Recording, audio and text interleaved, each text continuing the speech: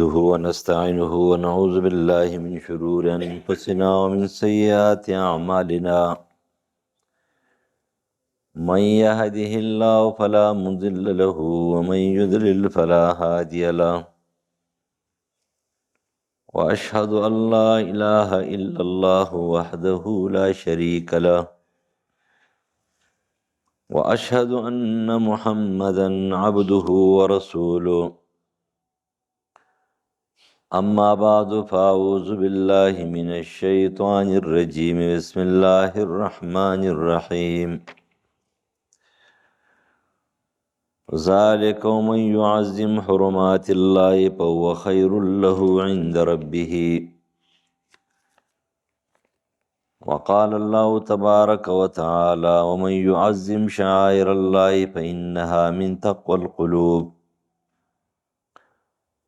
وعن ابي موسى الاشعري رضي الله تعالى عنه قال قال رسول الله صلى الله عليه وسلم المؤمن للمؤمن كالبنيان يشد بعضه بعضا وشبك بين اصابعه متفق عليه.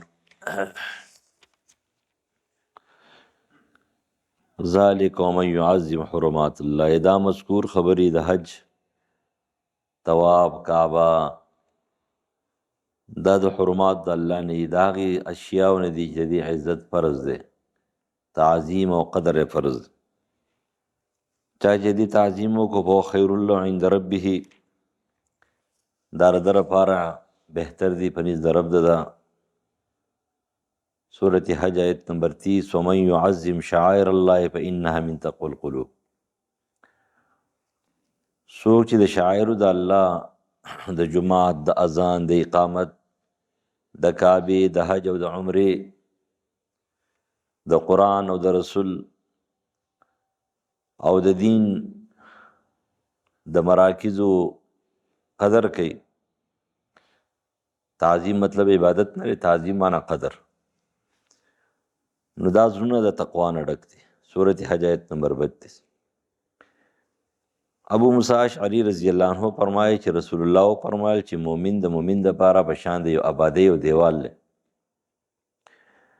یشد بعض بعض، یو بل مضبوطی، وشبک بین اصابعه، او نبی علیہ السلام دواړه لاسونه ګوتې یو بل کې نه نستلې او تشبیه کې وکړو چې دغه شانتي مؤمن د مؤمن دپاره دی، مؤمن د مؤمن سره به داسې جست تعلق وي. متفق علیه. مراد د حرماتونه معظمات دي، هر هغه شی چې د هغې په باره کې قرآن او حدیث او د هغې د قدر او د تعظیم حکم کړی وي.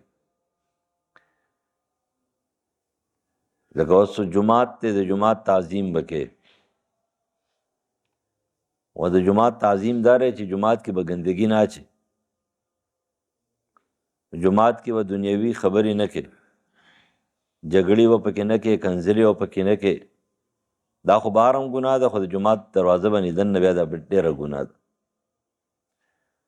نو د جومات په څه کې خیال ساتي. اکثر خلک د جومات ته دې صفایي اهتمام نه کوي، دا په تعظیم کې دي، دا په حرمات الله کې دي. نبی علیہ السلام یو ځل جومات ته راغی چې ویې کتله، نو صحیح بخاري حدیث دی، د جومات په دیوال باندې چا خراج کې توکلو. د نبی علیہ السلام مخ مبارک چې دی نو هغه د غصې نه سور شو، داسې بدل شو. او بیا د هغې نه بعد یې ویل چې تاسو ته پته نشته چې الله تعالی په جانب قبله باندې دی. خامخا یو سړی لاړې توکي نو اول خو ګس جانب ته به توکي، خی ته به نه توکي. که ګس جانب خالی نه وي نو بیا به خپو ته توکي. د خپو لاندې شګه خاوره نه وي او جومات دی یا پوخ ځای دی نو بیا خو هغه نه توکي. بیا به په کپړه کې نبی علیہ السلام د خپل لمن او صادر دا پلو راوچت کو، په دې کې لاړې تو کړې، پای کې به توکي بار به ګزار کړې. اوس یو خبره یاد ساتي د کعبې شریفې ته د بې عزتۍ په نظر باندې کتل هم منافقت دی او کفر دی. دا خو څه شک والا خبره نه ده. لیکن کعبې شریفې ته لاړې توکل چې کومه دی نو د دې نه مونږ تاسو بالکل نه یو خبر، او خپې که چا وغځولې نو بس کافر شو. یعنی کټم پرس کړی دی چې بدی کې به قبلې طرف ته خپې نه غځې. خو نه مولوی صاحب خبر دی او نه عام خلک خبر دی چې قبلې ته لاړې توکل څنګه دي. د لاړو توکلو په باره کې صریح حکم راغلی دی. نبی علیہ السلام غصه شو چې قبلې په جانب باندې الله تعالی دی، الله خو ارضي کې دی، دا تعظیم دی. بیا هغه دیوال چې کومه دی نو هغه سره یو لخته ورسره و د کجوري شمراخ په هغې باندې وګروله او بیا ویل چا سره خوشبویي شته. نو یو ځوان کور ته لاړو په دې ورغوي کې خوشبویي راوړه، مشک، عنبر او زعفران، دې ته حنوت وایي، دا مرکبه خوشبویي وه. هغې راوړو، هغې په هغې چخ چې په سر باندې لګولو په هغې ځګې پورې کړه او بیا دا وفرمایل چې څو قبلې طرف ته لاړې توکي من تفله تجاه القبلة جاء یوم القیامة والطفل بین عینیه. چې یو سړی قبلې ته لاړې توکي نو په دې کې دا قدر او تعظیم او غیر تعظیم نشته دی، دا دې تعظیم چې نه به توکې. نو قیامت پر ورځ چې راشي نو د دې سترګو په دې منځ کې دا ځای چې دی د دې نه به لاړې ساسي دا به د ذلت او د رسوایۍ نښه وي. اوس د دې نه نه دي خبر، که چا لاړې تو کړې نو ورته مولوي صاحب څه وایي، نه ورته مشر څه وایي، نه ورته کشر څه وایي، دې نه خبر نه دي. کو خپې وغځولې مه غځوئ، دا مطلب نه چې غځوئ یې. اوس عذر دی غځولی شي، بیمار دی، مونځ نه شي کولی، په ولاړې په ناستې کې خپې وغځوئ که نه، معذور دی. لیکن د خپو د غځولو په باره کې منع د هغې روایت نشته او خخار نه دی مه خځوئ. لیکن د لاړو په باره کې حکم دی. خدا یو زمونږ عجیبه غوندې اسلام دی او دین دی، غیر ضروري شیزونه زموږ په دین کې ضروري دي او ضروري خبرې دا غیر ضروري دي. یعنی کومه دین کې غیر ضروري دي نو ټوله دنیا په هغې پسې ورپسې. خو چې کله شریعت ورته ویل، لکه اوس فرض کا شریعت ورته ویل چې لکه تاسو چې کله اختر یې که نه هغه عرفات د عرفې نه شروع کوي په تیزه تکبیراتو هېڅوک هم نه وایي، او چې کله سلام وکړي دا چغې به جوړې کړي. درته وایي په مانځه کې دننه چې کومه دی نو هلکه دعا کوي پلانکی، نو په مانځه کې دننه دعا ده هغه انی وجهتو، نو دې ځان مړ کې بار لی زوتی د مانځه نه بارې وایي او په مانځه کې دننه نه وایي. دې ته ویل کېږي زمونږ ملاتوب چې غیر اهم او چې سر نشتی نه هغې ته اهم ویلی چې کم اهم دی هغې پرېښی دی. نو خبر هم دا رہی چې قبلې ته خو کتل هم ناروا دي چې ته په بې عزتۍ ورته ګورې، ویم مه غځوه. خو لیکن لاړې توکل دا اوس جومات ته رالې، د جومات تعظیم کول دا فرض دي. د جومات په تعظیم کې تاسو ته پته رسې دي. نمبر 1 دا دی چې کله را داخلېږې نو دعا به کې اللهم افتح لی ابواب رحمتک او رسول الله باندې درود به هم وي اللهم صل علی محمد. بیا چې کله راشي که څوک موجود سلام کولی شي، سلام ګناه نه ده. صحابي راغلی نبی علیہ السلام ته سلام وکړو، وعلیکم سلام یې وویو. ترمذي حدیث دی، هغه اوږد حدیث دی، چپل ورسره پخی لاس کې ورسره ګس لاس کې ورسره 2 رکعته خفیف نه پلو ګیرې نه وبس رسېدې بیا لاړ. خلک مو مانځه ولاړ دی نو بس ضرورت نشته دی. بیا ستا کار سره 2 رکعته تحیت المسجد کول، 2 رکعته تحیت المسجد چې کله مکروهات ټیمونه نه وي، 2 رکعته تحیت المسجد که کېناستې بیا پاسه. ابو ذر غفاري ته نبی علیہ السلام ویل قم یا بازار فصلی رکعتین، په ناستې باندې چې کومه دی نو مونځ تحیت المسجد نه فوت کېږي. د دې وجې نه احادیث په یو نه ضرورت دی، بل به ورسره نبی علیہ السلام فرمایي چې کله جومات ته داخل شي نو فل یصلی رکعتین قبل ان یجلسا، د ناستې نه مخکې 2 رکعته وکړه. نو تا دا یو حدیث ولیدلو چې سړی کېناستلو بس بیا ختم شو؟ نه ختم نه دی، دا یو حکم دی، طریقه مستحبه دا چې کېنه مه ویږه. خو که فرض کې سړی کېناستو بیا وپاسي، ځکه ابوذر غفاري ته نبی علیہ السلام قوم یا بازر فصلی رکعتین. او بیا د جمعې په ورځ باندې کس ناست هغه ته ویل پاسه قم فصلی رکعتین، 2 رکعته وکړه. و دا د جماعت آداب دي. جماعت کې به کښېنې، ذکر کوه، تلاوت کوه، نور څه کوه، لږ ټایم دی. بیا د جماعت په تعظیم کې داري چې ته به جماعت صفایي اهتمام وکړې. تاسو ته دا پته شته چې په جماعت کې دننه دا شیزونه جوړول دا که د دې زمانې مجبوري نه وي نو په جماعت کې دننه اودسخانه جوړول یا لیټرین غسلخانه جوړول دا ناروا دي. دا خبره یاد ساتئ.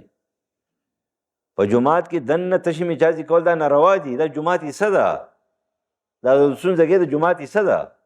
دا نه ته خرڅولی شي، نه اخیستلی شي، نه بدلولی شي، نه بل څه شی جوړولی شي. نو دا خو مجبوري ده. د مجبورۍ تحت چې کوم دی کار شوی او تا خو پس کور کې اودس پرېښی دی، ګرمې اوبه په جومات کې دي، غرب راځه او اودسونه کوه، 6 لوټې اوبه چې کوم دی اړوه. دا تا چا ویلي دي؟ دا خو چې کله یو سړی جومات ته راشي او اودس یې ګډوډ دی یا دا دی په منډه راغی د مانځه ټایم شو نو هلته دې اودس وکړي. وایي چې ښه دی کور کې اوبه شته دی، کور کې هر څه شته دی، کور نه روان جومات ته نه، در پار دا ټیک نه دي. او چې بیا پکې ته تشې میچازي کیل دي او بیا ډکې میچازي پکې کوې او د جومات د صفایي خیال نه ساتې، نو دا ډېر خطرناک خبره ده. دا د جماعت د تعظیم خلاف. لہذا د مجبورۍ نه به استحباب نه جوړوئ، فرض او واجب به ترې نه جوړوئ. جماعت کې دا اهتمام، زه بار بار دا قصه تاسو ته کوم خو لیکن ما خیال دی چې څه خو خیر دی چې څه کسان خو پې عمل کوي. خو لیکن بیا هم زموږ استاد محترم دی الله وبخښي شیخ محمد عنایت الرحمن مرحوم، د هغه عادت دا جماعت ته به راننوتو که نه، نو به جماعت کې دا چخچې تارونه دا راغونډول. اوس هغه کسان بوډاګان دي، هغه کوم کسان ماشومان چې هغه به روان وو وروسته به ماشومان ورپسې وو نو هغه تارونه به یې راغونډول. زه چې اوس ګورم هلتې نو هغه خلک چې کومه هغه ماشومان وو چې په هغه پسې ورپسې وو هغوی د عادت دی چې جومات ته راننوځي ښه عادت یې اخیستلی دی. نو د جومات نه جالیکي په ګوته لرې کوي او دا ځګونه صفا کوي او چخچې مخچې راغونډوي بار ته ګزاري. دا عادت جوړ کوي. جومات ته راننوځئ دا عادت جوړ کوي چې څه شی پروت دی دا جومات تعظیم دی، قدر دی. دا تعظیم او قدر دا په موږ فرض دی. هغه ځای څښا دی هغه پاک کوي، دا پاک کوي، دا تعظیم دی. دې وجې نه کم خلک چې د دې عزتمندو ځګونو قدر کوي د ده زړه تقوا نه ډک دی. دا را پرهیزګارۍ نښه ده. کعبه شریفه ده او که دا حرمین دي او که جومات دی او که دا مشران دي او علما دي او قاریان دي او سپینګیري دي او مور و پلار او استاز دی، دا ټول چې کوم دی په عزتمندو خلقو کې دي. د دې به څه کوي، د دې به قدر. دا د پرهیزګارۍ نښه. ابو موسی اشعري رضی الله عنه فرمایي چې د مؤمن مثال د مؤمن دپاره د یو آبادۍ او د دیوال دی. مطلب سره دې حدیث دی مطلب دا دی چې د مؤمن قدر او تعظیم د دې نبی علیہ السلام او قرآن او حدیث حکم کړی د دې به قدر کې. انما المؤمنون اخوة. د دې وجې نه د ایمان او د ایماندار بېعزتي کول دام د الله د احکامو خلاف ورزي ده، د حرمات الله چې کوم دی مخالفت دی. د دې وجې نه د عادت جوړول پکار دی، چا بېعزتي مه کوئ، چا ته سپک مه ګورئ. مؤمن به د مؤمن ملا نه ماتوي، مؤمن به د مؤمن خپې نه وهي. مؤمن به همیشه دا سوچي چېرې ما د دوی په منځ کې جوړه راوستی، لیکن کله کېږي الله دې څو خطا کوي ستاسو په کلي کې نه چې جګړه وشي. اوس کله خطا شي که نه جګړه وشي نو بس بیا خلقو له جوړه شوه، دومره شیطانان او دومره ګټې پکې خلک ټکوي چې هغه خبره دومره خبره نه او دومره ورانه کړي، دومره ګډه وډه کړي. دا زموږ مخې ته راغلي دي، مخې ته یوه قصه نه ده په سوونو چې کله د جوړې کوشش شوی دی نو په یو واسطه او په بله واسطه او په بله واسطه باندې چې کومه دی نو خبر راغلې ده چې د دې جوړه مه پرېږدئ چې یو بل خراب کړي، دا مه کوه دا مه کوه دا مه کوه. دا مسلماني ده. دې ته خو مؤمن نه وایي. د مؤمن صفت خو دا رهي دی به د مؤمن دپاره څه وي، خیرخوا وي. او چې مؤمن د مؤمن خیرخوا نه وي دی دې په خپل ایمان ویریږي. دا حدیث دې وجې نه راغلی دی. نبي علیه السلام فرمایي چې دا مؤمن د مؤمن دپاره په شان د آبادۍ دی، د یو بل به مضبوطوالی کوي، یو بل به کمزوری کوي نه. کمزوري کول څه دي تاسو ته پته ده؟ کمزوري کول هم دا دي پشي شا پاپسې خبرې کول، د هغه کمزوري کول دي. په هغه باندې الزامات لګول، د هغه کمزوري کول دي. په باندې عیب لګول دا د هغه کمزوري کول دي، د هغه چغلي کول دا د هغه کمزوري کول، دا په کور کې ګوتې وهل هغه کور رانول دا د هغه کمزوري کول دي، دا د مؤمن صفت نه دی. امام مجاهد نقل کوي عبدالله ابن عمر رضی الله عنه له یو سړی راغی او یوه خبره وکړه د حضرت معاویه او د حضرت علي رضی الله عنه په باره کې. نو هغه ورته ویل ښه وایي څه خیال دی چې زه څه ووایم چې دواړه کافر دي نعوذ بالله، زما د خولې نه دا خبره وباسي. هغه انداز داسې و که نه ته غوسه شوې دا خبرې مه کوه، داسې دا پروپیګنډې مه کوه، دا خو د منافقانو صفت دی، مؤمن صفت نه دی. مؤمن به خو د مؤمن د عزت خیال ساتي، د حرماتو خیال به ساتي. د مؤمن عزت تار تار کول داسې دی لکه د الله په حکم باندې حمله کول دي، په حرمات الله باندې حمله کول دي. نعمان زوی د بشیر رضی الله عنه فرمایي چې رسول الله وپرل مثل المؤمنین فی توادهم وتراحمهم وتعاطفهم مثل الجسد. وای د مؤمنو ایماندارو مثال په مینا او محبت کې او په نرمۍ کې او په صله رحمۍ کې داسې دی لکه د یوې بوټۍ، د یو جسد او یو جسم. اذا اشتکا منه عضو تداعى له سائر الجسد بالسهر والحمى. وای کله چې په دې وجود کې یو ځګي ته درد او تکلیف ټول وجود ته بینیولی، ټول وجود. کمرۍ خرابه ده اکثر تبه یې که نه سخت ټمپریچر او ورته ته څه وایي مرۍ به دې خرابه وي، نو خرابې خو مرۍ ده او ټول وجود چې کوم دی دا ټمپریچر او تبې نیولی دی، درد دی او ستومانه دی او پریشانه دی او ګرم دی او ګډوډ دی. دا د چا د وجې نه؟ دا د دې یو اندام د تکلیف د وجې نه. د مؤمن صفت هم دا دی چېرې کله مؤمن ته تکلیف یې که نه دی نور هېڅ هم نشي کولی نو دی به دردمند وي. لکه اوس فرض که زه به ووایم چې فلسطین کې اوس دا تکلیف دی که نه خلکو ته، دا سخته یخني ده، آبادي نشته، مونږ کوټونه اغوستلي دي، هیټر یې هم لګولی دي، ښه ګرمې کمرې دي، بړستنې دي، په خېټه باندې ماړه یو، مونږ کلک ایماندار یو، کلک ایماندار. خو لیکن زمانه والا تاسو پورې او ستاسو نه والا تر هغه غټو خلکو پورې او د غټو نه واخله د هغه صالحانو نیکانو پورې او د نیکانو والا د بدانو پورې، دا ټوله سلسله چې کومه د دې نه خبر نه ده، د دې نه خبر نه ده. که دا حالت په چا باندې و قسم دی که دا حالت په عیسیانو باندې چېرته و نو ستا د پاکستان دې صدر او وزیر اعظم ستا د پاکستان دې غونډې عملي به جازونه ډکولې هلتې به وړې. په اسټرالیا کې چې کومه دی نو یو څو کسان مړه شوي څه و چې ستا زما خیال دی چې تل خو نه و، ما ویلې جنازې له به هم دوی ځي، دومره برپور مخالفت یې کړی دی.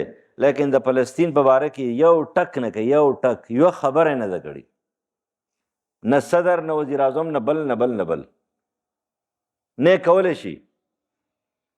بله چې کومه ابو عبیده چې کوم ترجمان شهید شوی دی که نه، تا ته پته رایي چې په هغې باندې عیسیان هم چې کومه دی نو تعزیت کړی، عیسیان هم ویلي او ستا پاکستان نه دي ویلي، نه ویلی شي، ویلی هم نه شي. او د دې خلکو تاسو حمایت کوئ که نه، قسم دی زه خو حیران شم چې را منافقت په توري او که سپین به دا به څنګه وي، دا به څنګه وي. او زما سره هم درد نشته، ستا سره هم درد نشته، نن د یخنۍ نه هلته هغوی مړه کېږي، د یخنۍ نه بلا مړه شو، د ولږې نه مړه شو، ډوډۍ نشته دی، خوراک نشته دی. او چاپېره چې کومه دی نو خانه اسلامي دنیا پرته ده او د اسلامي دنیا خره ټول وایي دا اسلامي دنیا ده، وایي څه شي اسلامي دنیا ده. د دې نه خو هغه چې کومه دی د سپین هغه جینۍ اوس هم تکړه دغه دی بیا راباسېدله، هغه جینکۍ چې کومه دی د عیسیاني تکړه دي، د مسلمانان چیپان د کار نه دي، صدر او وزیر اعظم او چیپ پارټ سټاپ او پلانکې سټاپ هغه د کار نه دي، او هلته هغه جینکۍ چې کومه دی تکړه دي، عیسیانو جینکۍ دي تکړې دي. اوس زه ستاسو نه تپوس کوم چې دا څنګه مؤمن دی چې قرآن او حدیث وایي او چې د مؤمن مثال د چا دی؟ د یو بوټۍ دی، د یو وجود دی، او هغه چې دی نو چې کله د وجود یو حصه دردمند دی ټول وجود چې کوم دردمند دی، نو موږ خو دردمند نه یو، نو مطلب څه شو؟ چې موږ دردمند نه یو نو موږ ښه خلک نه یو، مؤمنان صحیح نه یو، خپل ځان کتل غواړي چېرته د عبدالله ابن ابی په سب کې داخل شوي نه یو، په هغې سب کې چېرته نه یو ولاړ. او دلته که چېرته چندې اعلان وشي نو هم تاسو چې کومه دی په زړه ماتې باندې چې کومې پیسې ورکوئ، څوک یې ځان له خوري نو ته ځان له وخوره، زه راغونډې که نرشه ته راغونډې که که نه ځان له وخوره. دا خو صرف چې کوم دی نو دغه یو تحریک کار دی، نو بل چا کار خو نه دی که نه. مظاهره به هم هغوی کوي او د هغې دپاره منډه به هم وایي او چندې به هم کوي او نور به څه کوي، نور به تش چې کوم دی نو حکومت کوي او حرام خور به وي، دغه حرام خوري به کوي. او بس چې هغوی نه بس معمولي خبره او ناپسې هغه د صحابو سره تله او د خپل چې کوم دی نو بیا پري هینډ هغوی له ورکوي، څه کوي هغه دي کوي. عجیبه خبره ده. دا مؤمنین دا ایمان هسې بېکاره ایمان دی، درد پیدا کوي، نه شي رسېدی چنده ورکوي، چنده نشته دی، هسې زړه کې خو درد پکار دی. دوا خو کولی شي که نه، هغې نه څوک نه شي منې کولی. د په 144 خو په دوا نه ده لګېدلې. په پاکستان کې د فلسطین په مظاهره باندې د په 144 ده واو یي به او وایي مونږ دا کوو مونږ هغه کوو. ستا څه کړي؟ سړی دومره خبره نشي کولی اسرائیلو ته چې دا ته څه کې او ته وایي چې نه مونږ خو دنیا ورانه کړه چې میزایل جوړوي او پر اسمان ته ولئ، نور به کیسه دي. 3 غنټې جنگ شوی دی او خساره نه ختمېږي، خساره نه ختمېږي. او 48 کال چې کومه دی نو 48 کاله جنگ افغانستان کړی دی او خساره ختمه ده. عجیبه خبره ده، درد پکار دی. وره دا ایمان مې نه چلیږي، د خولې په چالاکۍ نه چلیږي، خبرې به وکړې، خپل سوچ او فکر چې کومه دی استعمال کا. ځکه رسول الله فرمایي چې د مؤمن مثال په مینه او محبت او په نرمۍ کې او په صله رحمۍ کې د یو وجود په شانتې دی، یوې بوټۍ په شانتې دی. که په مشرق کې مؤمن ته تکلیف دی نو ته به دردمند دی، که په مغرب کې ورته تکلیف دی نو ته به دردمند یې، او که دا په جنوب کې دی او که شمال کې دی او که دا د دنیا په هره کونه کې دی، خو ستاسو به درد سره وي او درد مرد نشته دی. دا څنګه ایمان شو؟ جریر بن عبدالله بجلی رضی الله عنه دا د خیرخواهی د حدیث اکثر دنه نقل لی، د صحیح مسلم بخاری حدیث ته. جریر رضی الله عنه فرمایي چې رسول الله فرمایي من لا يرحم الناس لا يرحمه الله. سوچ په انسانانو باندې رحم نه کوي، الله په دې چرته رحم نه کوي. انسانانو سره نرمي نه کوي، ظالم دی، نو الله تعالی دې چرته نه معاف کوي، د رحم معامله ورسره نه کوي. او چې د انسانانو سره د نرمي کوله نو الله تعالی د سره نرمي کوي. په انسانانو به خفه کېږي دا مطلب نه دی، خو چې کوم انسان هغه ناسور دی د معاشرې دپاره نو به ختمول پکاري. هغه معاشره ورانوي، وطن ورانوي، ځمکه بربادوي، فساد جوړوي، نو دا د معاشرې دپاره بیا پیټ نه دی، دا ختمول پکار دی. د دې وجې نه انسانانو باندې رحم وکوي نو اسمان والا به د باندې رحم وکړي. رسول الله فرمایي ته د ځمکې په خلقو باندې نرمي کوه. عایشه صدیقه رضی الله عنها یو الچي د مصر نه راغلی و، د هغې نه تپوس وکړو د مصر د ګورنر په باره کې. ویل د مصر ګورنر څنګه دی؟ هغه ورته ویل د مصر ګورنر ویل هغه د خلقو دپاره ډېر زیات چې کومه دی نو ښه دی. چې څنګه؟ وایي ځان خفه کوي، ځان وږی کوي، ځان تږی کوي، ځان پریشانه کوي، خو لیکن خپل رعایاو ته تکلیف نه رسوي. او دلته خانه راشه روډ له ورشه، ټول قانون والا قانون ماتوي. یو د پولیسو ګاډی روان دی نو ټول هر څه بلاک مړی او هر څه چې کوي دا دي غرق شي، ځکه په دې کې اثر نه سړي ځامن نشته دی، دغه یو سړي زوی دی.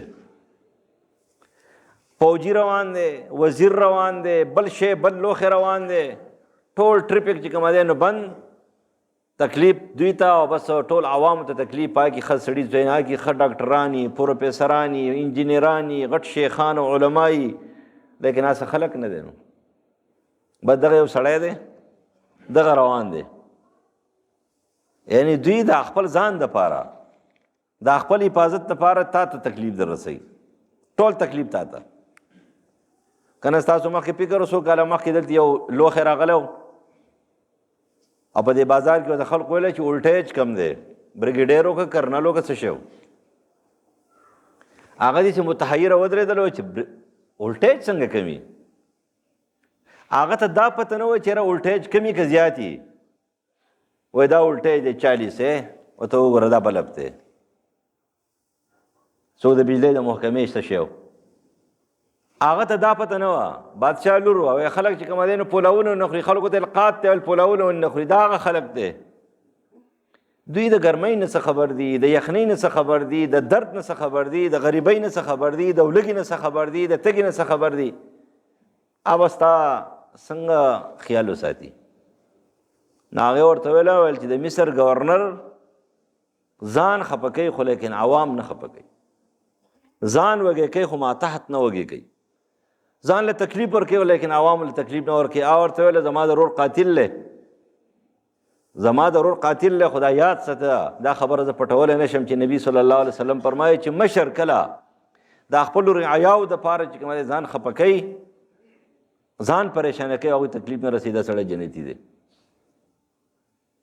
دا سړی سره جنتي دی نن زموږ څه خلک عجیبه غوندې خبره ده تاسو په خپله باندې سوچ وکړئ د پلار چې کله د کور پلار یې که نه قرضې یې پې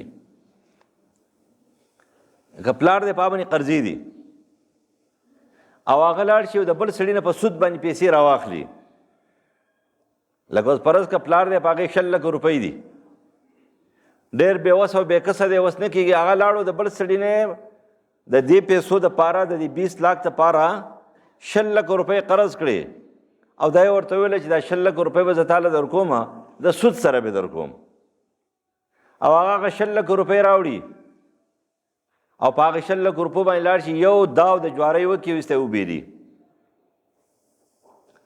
یا چې کوم شراب پې وڅکي نشې تماشې پې وکړي او ګډاله لاړ شي او کلبونه لاړ شي او ختمې کړي ستاسو څه خیال دی دا بچي چې کوم دی دا په دې پلار پسې راپاسي او که نه راپاسي ستاسو د پاکستان مشران هم دغه شانتي دي د IMF نه پیسې راخلي د قرضې دپاره او بیرته ځان له خوري تا باندې نرخونه اوچتوي او په مخه نرخونه اوس خو ټول خلک بې غیرته شوی دی نو اوس خو نرخونو هغه جلوس هم نشته دی اوس خو خانه شی روان دی پته هم نه لګي داسې له شی در نه ایستله او ختم شو لیکن د داسې مشرانو څه خیال دی ستا چې داسې پلار یې فرض کړه که نه دا خو زما پلار هم نه دی دغه وایي لیکن که فرض کړه داسې پلار یې د هغې په باره کې به زامن څنګه وایي بچي وایي دا وجل پکار دی وایي د غوایي زوی تا 100 لکه روپۍ قرضه کړې او لاړې په جوارۍ دې وبېللې کلبلې زمونږ هم دقه شانتي خبره ده چې یو شی چې کوم دی د هغې دپاره قرضه اخلي اذان له خوري هغه ډبل کېږي اذان له خوري ډبل کېږي داسې مثال شو لکه ستاسو فرض کې یو لوپر زوی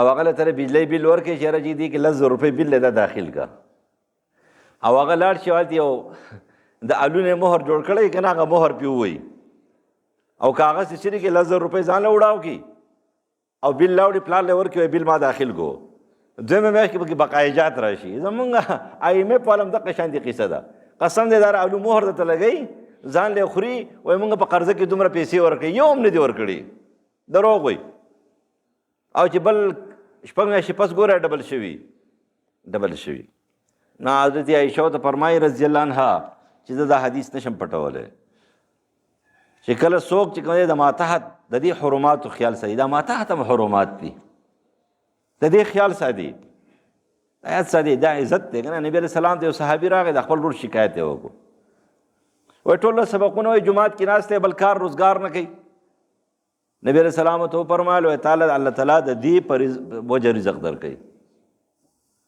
دا سری دا حرمات دي لکه نن سبا دا مدارس دا چندې دي که نه دا روان دا یو حرمات دي عزتونه دي د دې امداد کول په تا فرض دي داسې دا کمزوري خلک ضعیفان دا ملنګان معذور بیماران محتاجه قرض والا قرضې دي پې دا ټول غوره عزتمن خلک دی د دې قدر کوئ دې سره تعاون وکړي الله به ستا سره تعاون کوي ډبل به سره کوي د دې سره چې کوم دی خیال وساتي ستا به الله تعالی خیال ساتي خو لیکن د هغې خو خیال څوک نه ساتي چېرته هم چې دی نو دا سوچ مونږ نه دی کړی چې هلکه مونږ د دې قسمه خلکو خیال ساتل مونږ باندې فرض دي الله به زموږ سره چې دی نو ښه کوي انس ابن مالک رضی الله عنه فرمایي چې رسول الله وفرمایل انصر اخاک ظالما و مظلوما د ظالم امداد کوه د مظلوم هم کوه نو یو صحابي پاس د الله رسول د مظلوم امداد کول خدا مونږ پیژنو خدا کوي په انصره د ظالم امداد څنګه کوو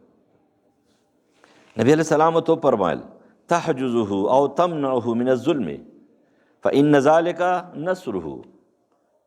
د دې ظالم مخې ته ودرېږه، طاقت دی د ده لاس ونیسه، دته یو رکاوټ جوړ شه، دا مظلوم ته خلاص کا.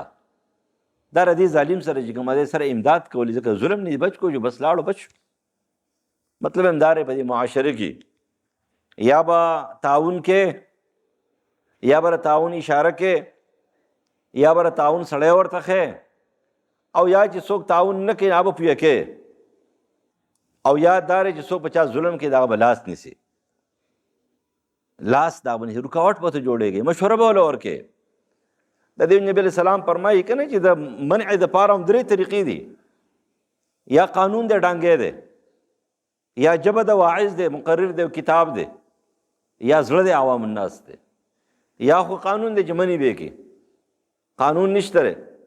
قانون خو ځکه نشي دار تاسو سپریم کورټ په خپله دارې ویلې، تاسو چیف جسټس تاسو اخبار کتلی هغه کراچي ټایم دی که څه شی دی، صفای ویلی دی چې زموږ په سپریم کورټ کې د قرآن مطابق فیصلې نه کېږي. او حال په 73 آیین باندې راپاسه لیکلی دي چې سپریم لا چې کوم دی دا سره قرآن او حدیث دی.